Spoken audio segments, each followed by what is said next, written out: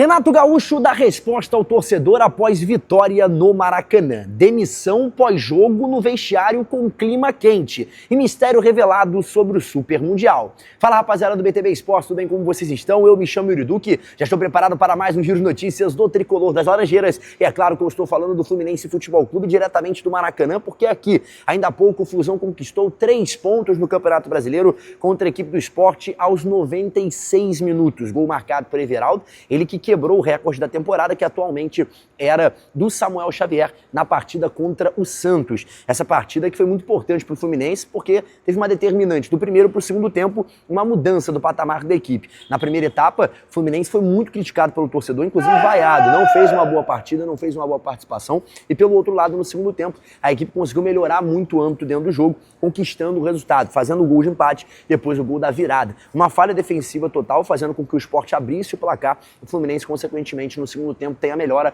corre atrás e consegue o resultado. E foi sobre tudo isso que o Renato Gaúcho falou, inclusive destacando pontos em relação ao apoio do torcedor, que concorda, que sabe que é um ponto muito importante, que o torcedor sabe diferenciar o momento de vaiar e o momento de apoiar. A gente vai ouvir primeiro o que o Renato falou sobre isso e essa conexão com a torcida do Fluminense presente no estádio. Renato aqui, Yuri Duque do BTB Esportes, boa noite. Até pegando um pouco do gancho da pergunta do amigo, que menciona o gol nos minutos finais, ultrapassou até a marca do gol do Samuel Xavier contra o Santos, né? Esse gol foi mais tarde do Everaldo.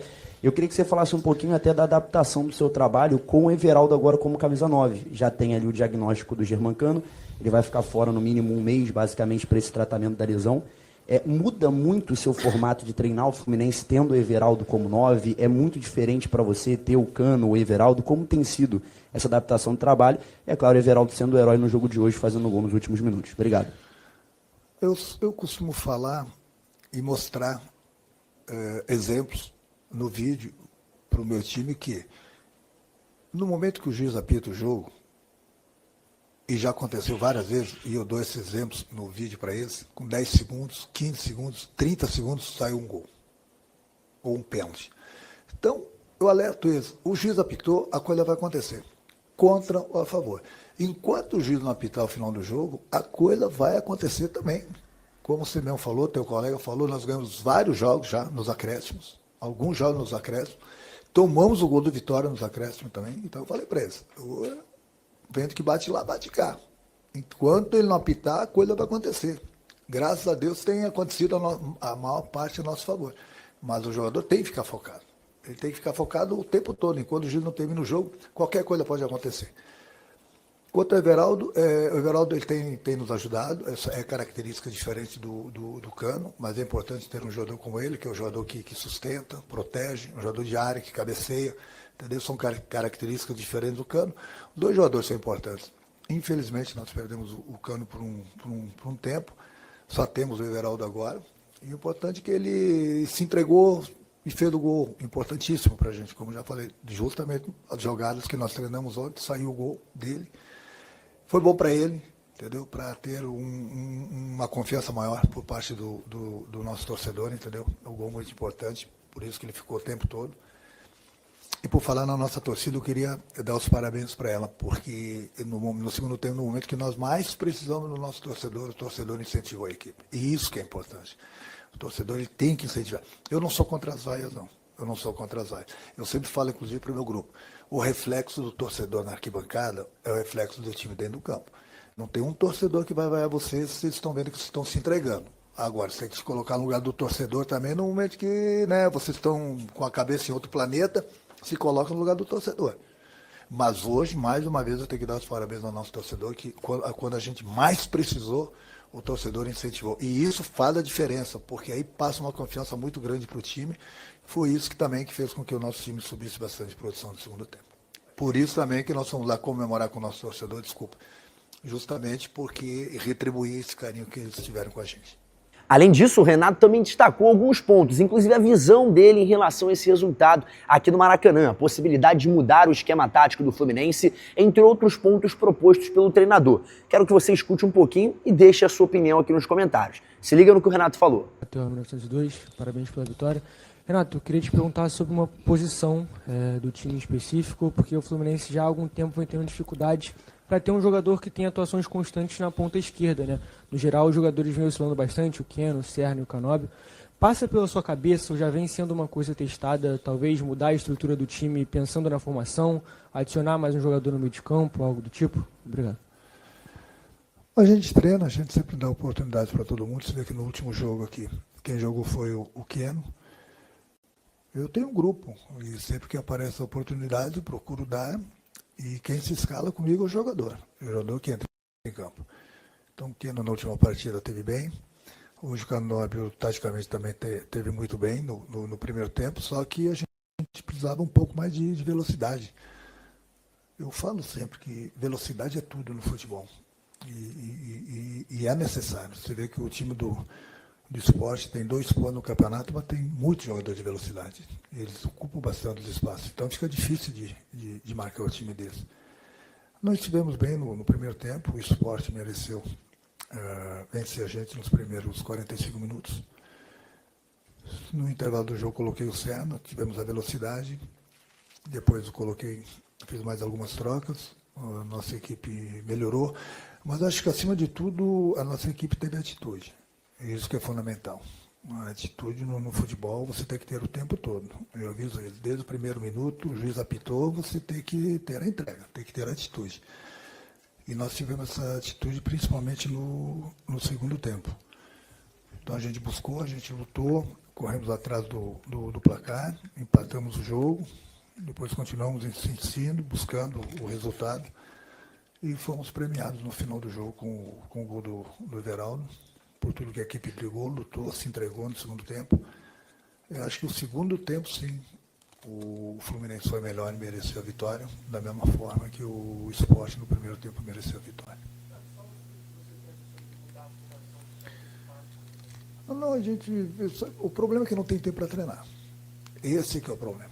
O problema, já sabia, não é só comigo, são todos os clubes, só que os outros clubes já tinham o treinador. Então, o treinador que chega no meio do terremoto é difícil, não tem tempo. Não tem tempo para você fazer vários trabalhos táticos, tem uma semana cheia para você trabalhar. Esse é o meu maior problema no momento no Fluminense. É um jogo atrás do outro, é viagem, é desgaste, é outra competição. Fica difícil, no momento que a gente vai poder, como os outros times, treinar, o Fluminense vai para o Mundial. Então é difícil, tempo é tudo no futebol também para o treinador.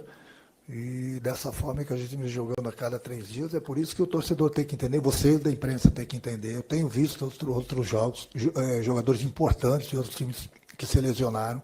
É isso que a gente está tentando evitar aqui no Fluminense, de perder jogadores, por isso não tem condições de botar a cada 3 dias o mesmo time em campo, pelo desgaste. Vai botar, não tem condições de correr, ainda nós vamos colocar os jogadores em risco de sofrer uma lesão.